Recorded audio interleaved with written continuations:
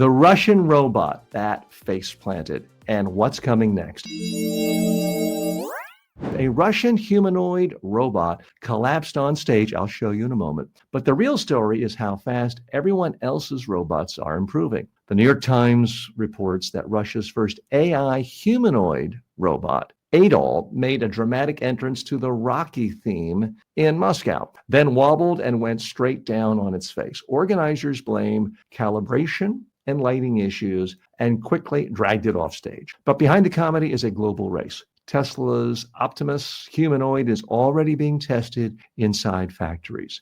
BMW is using humanoids on real production lines. Billions of dollars are pouring into next generation robots able to walk, grip, sort, and make simple decisions. Most experts expect widespread industrial adoption later this decade, with home robots arriving in the early 2030s. AIDOL's fall may be a meme, but millions of robots that don't fall will be the reality we need to prepare for. So I've got to show you this. It's comical, but I think many people are making too much out of this. I'll go to the beginning again in just a moment. You see, they're essentially trying to cover up the situation here. Now you can take a look at it. They brought it out. It's walking, and so far, I mean, it doesn't seem great, but it does look sort of like a human. And where are we going? It looks like a drunk human, and then the head one to boom. Okay. Now I do feel sorry for the technologist who put so much time and energy into this. I feel for them because part of my day job is preparing executives, CEOs, chief technology officers for doing things just like this, making technical presentations. And so one of the axioms is never count on Wi-Fi for a presentation. You should have it as a file on a computer. So if you lose the Wi-Fi, it doesn't matter. This is harder to predict. Now they're saying that the changes were because of the lighting calibration messed up. I don't know. I can guarantee you they had to have rehearsed this multiple times, and it worked fine in rehearsal. Otherwise, they would have called off the show. I mean, no one wants to see something embarrassing like this happen. It had to have worked numerous times. It does remind me of the time Elon Musk was showing how strong and protective the glass was, the windshields on the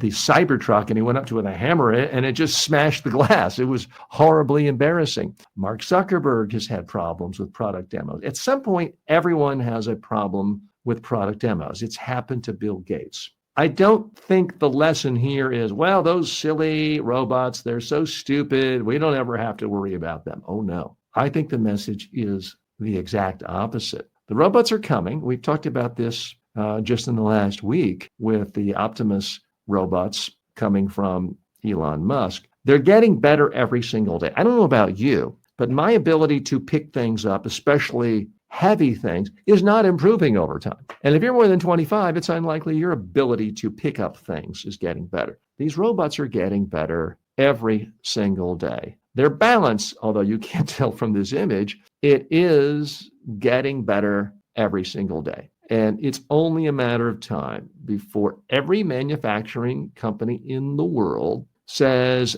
hey, employees, we love you. It's been great. Maybe here's a gold watch, but bye-bye. We're not going to use actual humans. And you can try legislation. You can try anything you want. There's simply no stopping this because it's happened every other time with technology. Try getting a job running the Pony Express. You're not going to be able to do it because people have email. They don't need a Pony Express. You can force phone companies to have live operators, as they did in 1960 when there was 400,000 telephone operators, but they were all gone within a few years once technology was able to solve the problem faster. And so much of manufacturing, whether it's a warehouse, a coal mine, does involve repetitive tasks that require strength, dexterity, reviewing data around you, and reacting. And until now, humans were better at that in a lot of situations. That's no longer the case. We are seeing massive use of robots now. They don't necessarily look like this. They're not trying to look like a human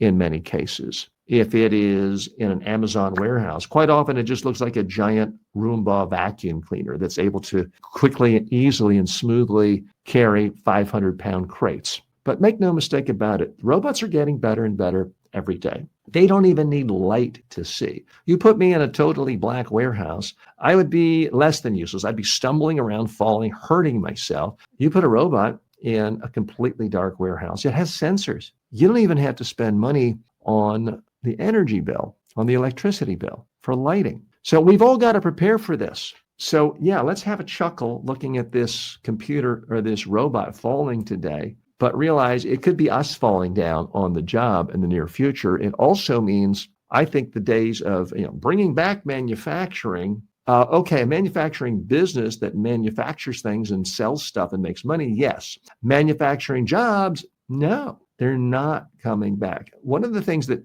confounds a lot of Americans is when you confront them with the fact that the United States manufactures more than it ever has, certainly more than it did in the 50s or the 70s. It's just we employ a lot fewer people. It's because the robots are already there. The technology is already there. They don't look like a human falling down, but it's fun to blame the boogeyman of outsourcing and less expensive countries or illegal immigrant, whatever term you want. It's fun to blame that, but quite often it's just technology does the work of a manufacturer, a laborer, faster and cheaper. And companies simply have to do what their competitors are doing, and they have to make a profit. And that isn't going to change. Okay, but some things are changing in our culture when it comes to names.